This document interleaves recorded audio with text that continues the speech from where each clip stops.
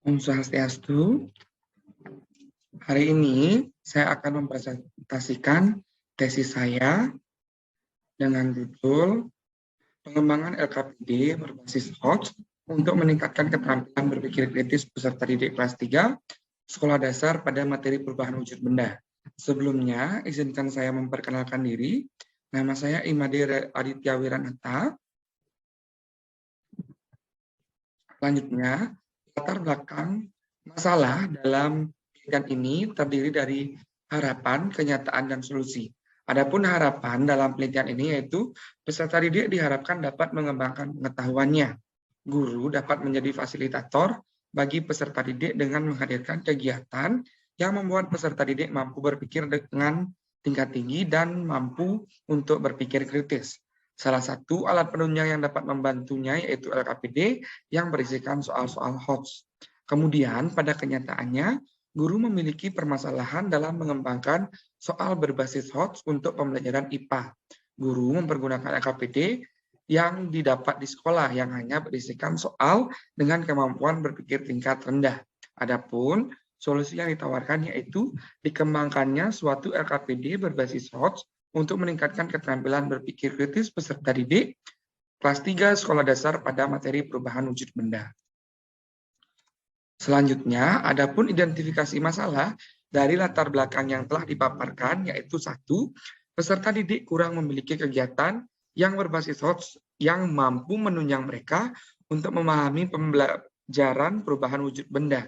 Yang kedua, guru memiliki permasalahan dalam mengembangkan soal berbasis HOTS untuk pembelajaran IPA. Yang ketiga, LKPD yang digunakan peserta didik hanya berisikan soal-soal yang masih berbasis LOTS atau kemampuan berpikir tingkat rendah.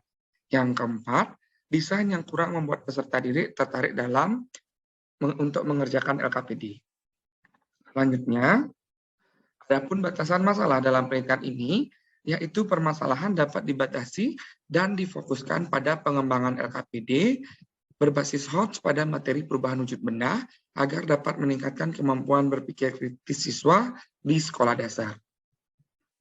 Kemudian, adapun rumusan masalah dalam penelitian ini yaitu yang pertama, bagaimana rancang bangun LKPD berbasis HOTS. Yang kedua, bagaimana validitas atau kelayaan LKPD berbasis HOTS. Yang ketiga, bagaimana kepraktisan LKPD berbasis HOTS. Yang keempat, bagaimana efektivitas LKPD berbasis HOTS. Selanjutnya ada tujuan penelitian yaitu yang pertama untuk mengetahui rancang bangun LKPD berbasis HOTS, yang kedua untuk mengetahui validitas LKPD berbasis HOTS, yang ketiga untuk mengetahui kepraktisan LKPD berbasis HOTS, yang keempat untuk mengetahui efektivitas LKPD berbasis HOTS. Kemudian ada manfaat penelitian dalam penelitian yang dibuat yaitu terdiri dari manfaat teoritis, yang mana manfaat teoritis itu adalah menjadi referensi baru bagi peneliti lain. Kemudian dalam manfaat praktis dapat dibagi menjadi 3, yaitu bagi peserta didik, bagi guru, dan bagi peneliti lain. Selanjutnya, adapun spesifikasi produk pengembangan, yaitu yang pertama, LKPD dibuat dalam bentuk LKPD cetak dengan ukuran A4. Kemudian, LKPD dikembangkan didesain menggunakan aplikasi Microsoft Word 2019 dan Adobe Photoshop CS3. Yang ketiga, LKPD terdiri dari judul, identitas, KI, KD, indikator, tujuan, petunjuk penggunaan, materi, latihan soal, dan kesimpulan. Dengan materi perubahan wujud benda di kelas 3 dengan kurikulum 2013. Adapun penjelasan istilah dalam penelitian ini yaitu yang pertama, lembar kerja peserta didik, yang kedua, high order thinking skill atau HOTS, yang ketiga yaitu berpikir kritis. Kemudian, adapun kajian teori yang dibahas dalam penelitian ini terdiri dari penelitian pengembangan, LKPD, high order thinking skill, berpikir kritis, dan LKPD berbasis HOTS. Selanjutnya, adapun kajian hasil penelitian yang relevan dapat dilihat pada slide.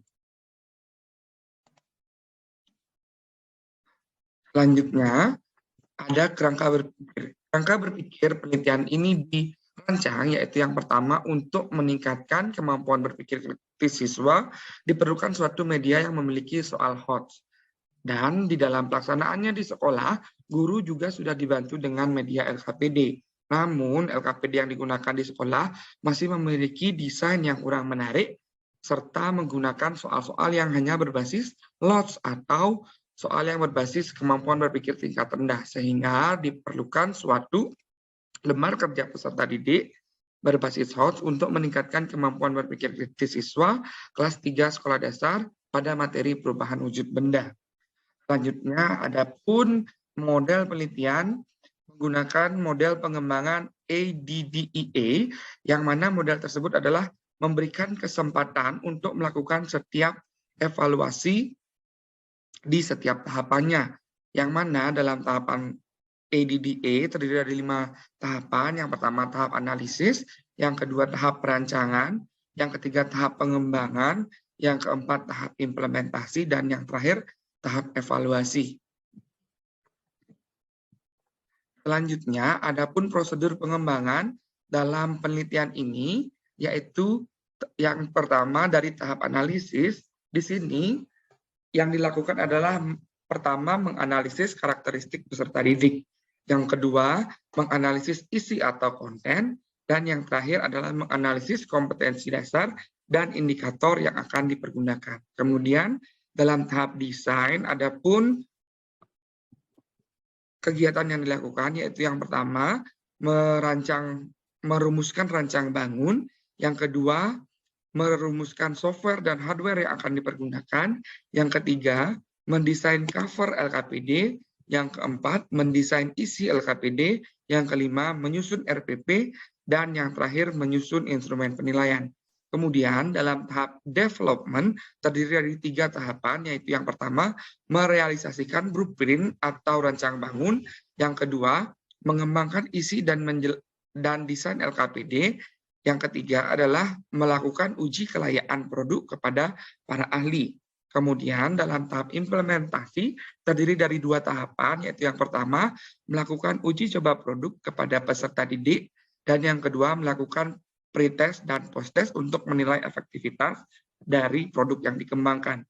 Sedangkan untuk tahapan terakhir, ada evaluasi, yaitu kegiatan yang dilakukan adalah melakukan revisi atau perbaikan dari saran yang diberikan oleh ahli maupun dari peserta didik yang telah diuji cobakan.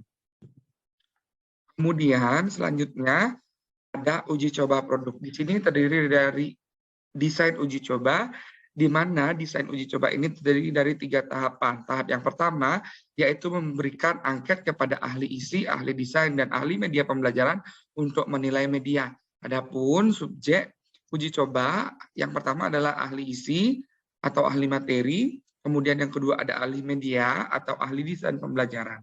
Kemudian di tahap desain uji coba yang kedua yaitu melakukan uji coba produk kepada peserta didik, di mana uji coba ini terdiri dari uji coba perorangan, uji coba kelompok kecil, dan uji coba lapangan.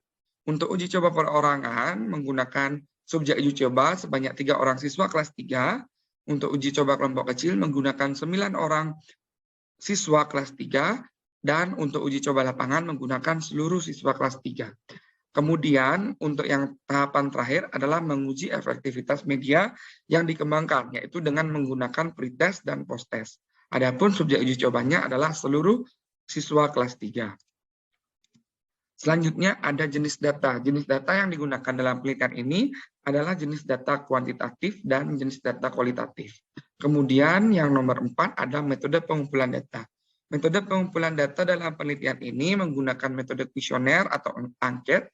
Yang kedua yaitu menggunakan metode wawancara tidak struktur. Yang ketiga ada observasi. Dan yang keempat ada tes perorangan. Kemudian nomor 5 untuk instrumen pengumpulan data menggunakan lembar kuesioner dan tes uraian. Dan yang terakhir untuk teknik analisis data menggunakan teknik analisis deskriptif kualitatif, analisis deskriptif kuantitatif, dan analisis statistik inferensial. Kemudian untuk analisis deskriptif kuantitatif, di sini yang dinilai adalah instrumen angketnya, di mana instrumen angket tersebut akan mempunyai 4 skor, yaitu skor 4 sangat setuju, skor 3 setuju, dan skor 2 tidak setuju, dan skor 1 sangat tidak setuju. Kemudian menggunakan rumus seperti pada slide.